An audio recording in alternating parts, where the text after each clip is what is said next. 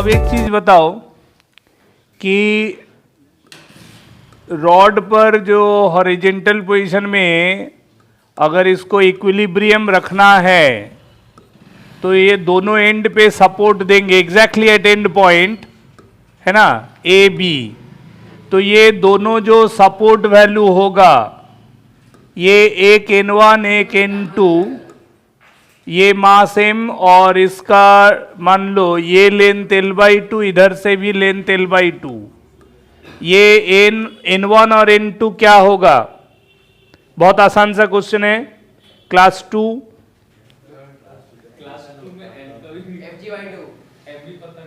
n1 mg/2 और n2 same. हाँ, दोनों का एडिशन mg होगा, इसीलिए दोनों mg/2 होगा। ये कौन सा लॉजिक है? Such that this is at rest, ये रेस्ट में है। With this two support we are able to keep the rod at rest, है ना। तो अब इसमें क्या वैल्यू होगा n1 n2 का? अच्छा, जब कहते हैं कि एक पॉइंट ऑब्जेक्ट रेस्ट में है, मतलब उसमें ट्रांसलेशनल मोशन नहीं है। एक पॉइंट ऑब्जेक्ट फ्री, किसी से बंधा हुआ नहीं है, एक पॉइंट ऑब्जेक्ट को दो या दो से अधिक फोर्स लगा के रोक के रखे हैं, तो मतलब vectorial sum of all those forces 0, यानी बैलेंसिंग फोर्स। वही ये एक पॉइंट ऑब्जेक्ट के जगह एक डायमेंशनल बॉडी है, इसमें भी 3 फोर्स है, इसका वेट अपना और 2 कॉन्टैक्ट फोर्स, तो 3 फोर्स। तो इसका भी वेक्टोरियल सम 0 होना चाहिए, ठीक है। लेकिन रोटेशनल मोशन में क्या होगा? देखो, रिजिड बॉडी का जब इक्विलिब्रियम पर बात होगा, एट इक्विलिब्रियम और rigid body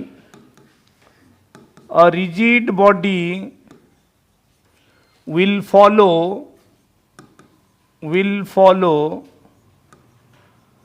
both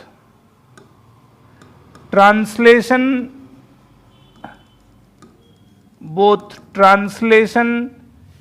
and rotational equilibrium। किसी भी रिजिड बॉडी का इक्विलिब्रियम कहेगा मतलब है कि वो रिजिड बॉडी ट्रांसलेशन और रोटेशन दोनों इक्विलिब्रियम को सजेस्ट कर रहा है, दोनों ही इक्विलिब्रियम उसमें एप्लीकेबल है, ठीक है। अब इंडिविजुअली मतलब क्या होता है? पहला ट्रांसलेशनल इक्विलिब्रियम क्या होता है, कौन बताएगा? ट्रांसलेशनल इक्विलिब्रियम बोलो।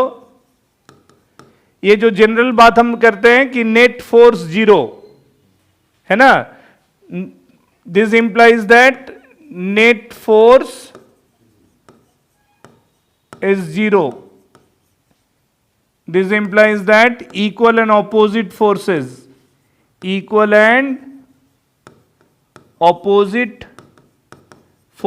balancing forces rather, ठीक है। तो यहां जो है तीनों फोर्स जो एक्ट कर रहा है, 2 कॉन्टैक्ट फोर्स और एक वेट ऑफ द बॉडी, ये तीनों का रोल यहां ऐसे है कि n1 प्लस n2 ये दोनों अपवर्ड फोर्स है, ये डाउनवर्ड फोर्स mg को काउंटर बैलेंस कर रहा है। ये होता है ट्रांसलेटरी इक्विलिब्रियम जो कि कह रहे हो। लेकिन इससे ये कंफर्म नहीं होता है कि n1 और n2 सेम है, ठीक है। उसके लिए क्या होगा? हमको दूसरा आर्गुमेंट करना होगा जो कि रोटेशनल इक्विलिब्रियम का है। रोटेशनल इक्विलिब्रियम जो है, समझ रहे हो कि नहीं? रोटेशनल इक्विलिब्रियम में होगा net torque 0, net torque is 0, ये होगा रोटेशनल इक्विलिब्रियम का आर्गुमेंट। जिस तरह से ट्रांसलेशनल इक्विलिब्रियम में नेट लीनियर फोर्स 0 है, एंगुलर मोशन में या रोटेशनल इक्विलिब्रियम में नेट टॉर्क 0। नेट टॉर्क 0 का क्या मतलब है? इसका मतलब है about a point,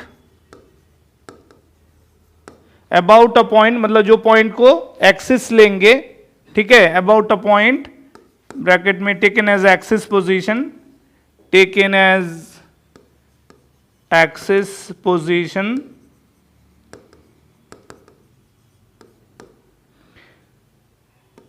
clockwise torque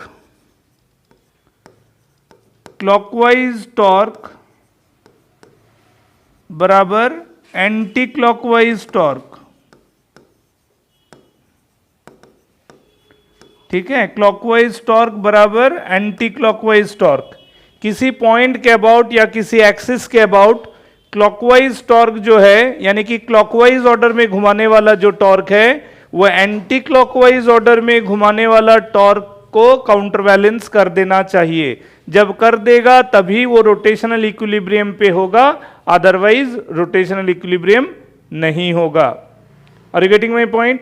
तो अकॉर्डिंग टू दिस, यहां जो सेंटर पोजीशन है सी, जहां से हम कह रहे हैं कि mg एक्ट कर रहा है वर्टिकली डाउनवर्ड, मैं अगर कोई बॉडी रोटेशनल इक्विलिब्रियम पे है, ये भी समझने वाला बात है। अगर कह रहा हूं कि कोई बॉडी रोटेशनल इक्विलिब्रियम पर है, तो इसका मतलब ये होता है कि थ्रू आउट द बॉडी, ठीक है, थ्रू आउट द बॉडी तुम कहीं भी उसका इंस्टेंटेनियस एक्सिस लो, उसमें अल्टीमेटली बैलेंसिंग टॉर्क अवेलेबल होगा। अगर मैं टॉर्क अबाउट ए लिखूंगा, ध्यान से सुनो बात को, टॉर्क अगर अबाउट ए लिखूंगा तो ऑब्वियसली ए पर एक्ट करने वाला फोर्स N1 जो है, उसके वजह से टॉर्क काउंट नहीं होगा। क्यों नहीं होगा? फिर से सुनो, मैं कह रहा हूं कि अगर मैं ये क्लॉकवाइज टॉर्क और एंटी क्लॉकवाइज टॉर्क लिखने के लिए जो मैंने लिखा कि taking one point as an axis, अगर मैं पॉइंट ए को एक्सिस ऑफ रोटेशन, उसके अबाउट अगर मैं बैलेंसिंग टॉर्क अगर लिखना चाहूं, तो मैं कह रहा हूं कि अगर मैं एक्सिस पोजीशन एंड ए को मानता हूं अगर, तो N1 की वजह से टॉर्क नहीं होगा। क्यों?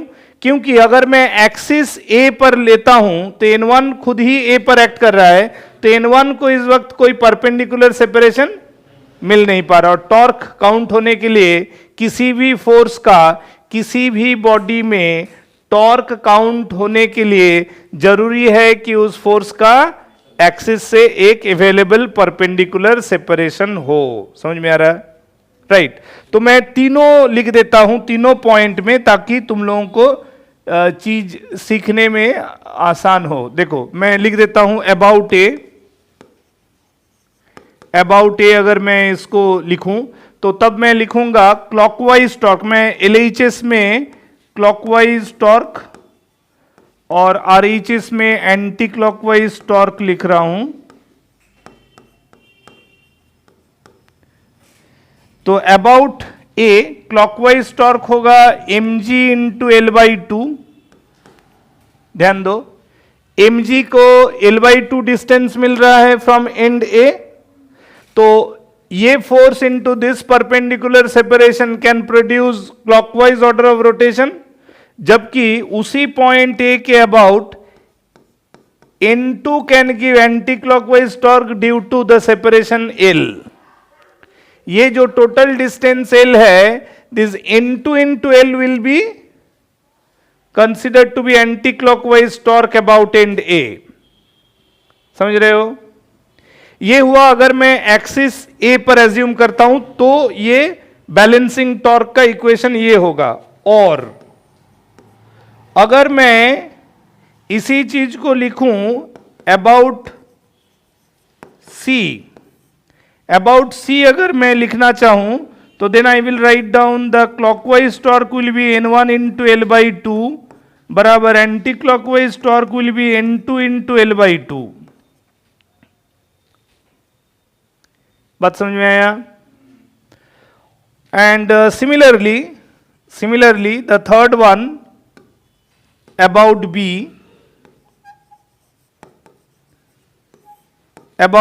बी में अगर बी पॉइंट के अबाउट में लिखूं तो अब N1 into L will be the clockwise torque and mg into L/2 will give us the anti clockwise torque. अब ये जो तीन इक्वेशन हमने लिखा, तीनों को एक साथ नहीं लिखना है, कोई एक।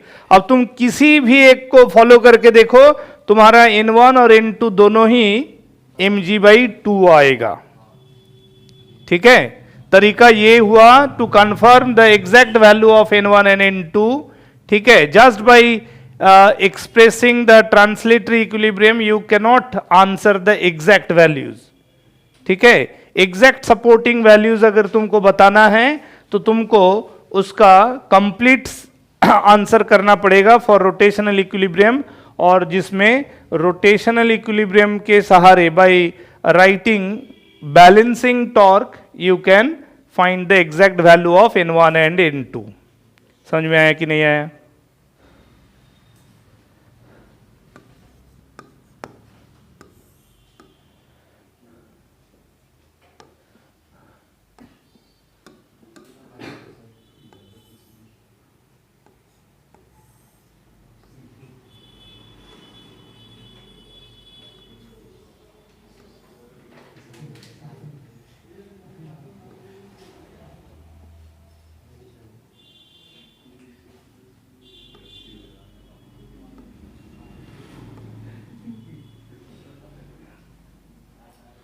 देखो, ये एक यूनिफॉर्म रॉड है ऑफ लेंथ L, इसका टोटल लेंथ L है।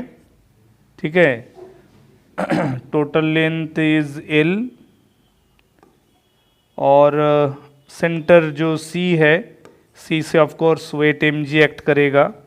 और ये जो दो पॉइंट देख रहे हो, एक तो definitely end of the rod है जहां एक लाइट स्ट्रिंग से उसको बांध के ये एक फिक्स्ड सपोर्ट है। Now instead of providing support below the rod, rather we are trying to hold it with the help of light string. तो ये जो पॉइंट है ये L/8 है जहां दूसरा स्ट्रिंग बंधा हुआ है। So what I want to know that कि इसमें अगर टेंशन T1 है और ये वाला स्ट्रिंग का टेंशन T2 है, so I want to know the tension forces in these two strings now.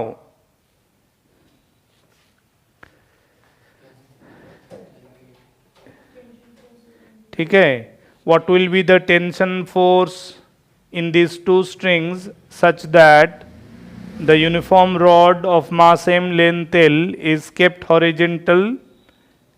horizontally suspended with the help of two strings of equal length as per diagram.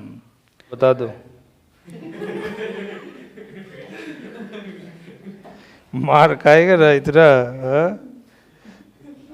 जितना दिमाग लगा रहा है ना सब। ये तो सबसे बनना चाहिए। मैं अभी, हाँ नहीं नहीं, मेरे को पूरा पूरा भरोसा है तुम लोगों पे। जो है इसका कुछ टेंशन फोर्स एज्यूम करो। इसका मान लो T1 ले लिया एक एंड पे, इस एंड पे T2। अब पहला ट्रांसलेटरी इक्विलिब्रियम के लिए क्या लिखेंगे? T1 प्लस T2 बराबर mg। ये ट्रांसलेटरी इक्विलिब्रियम के लिए लिखेंगे ना। एंड रोटेशनल इक्विलिब्रियम के लिए क्या लिख सकते हैं? अच्छा, ये डिस्टेंस मेरे को पता है half of the rod that is L/2। ये वाला डिस्टेंस मेरे को लेना है दूसरा स्ट्रिंग के साथ, तो ये L/2 से L/8 सब्ट्रैक्ट करेंगे तो कितना डिस्टेंस होगा? L/2 minus L/8, 3L/8। तो ये है 3L/8 is the available distance from the centre C। तो यानी कि for torque, for net torque zero, for net torque zero, net torque zero का मैथमेटिकल इक्वेशन क्या होगा? That is T1 into L/2 clockwise torque बराबर T2 into 3L/8, है ना। इससे क्या होगा? मेरे को T1 और T2 का रिलेशन आ जाएगा, T1 और T2 का रिलेशन आ जाएगा। T1 is equal to 3/4 of T2, ये रिलेशन आ गया। ठीक है, रोटेशनल इक्विलिब्रियम का इक्वेशन लिखने का ऑब्जेक्टिव यही है कि ये दोनों फोर्स के बीच में रिलेशन एस्टैब्लिश करना है। अब इस रिलेशन को इक्वेशन 1 के साथ लेंगे, T1 की जगह T2 का वैल्यू बैठाएंगे तो ये हो जाएगा 3/4 प्लस 1 इंटू T2 है ना, बराबर mg। तो T2 हो गया 4mg/7, सिंप्लीफाई कर लेंगे तो T2 हो जाएगा 4mg/7, और T2 का जो भी वैल्यू आया उसका 3/4 T1 है।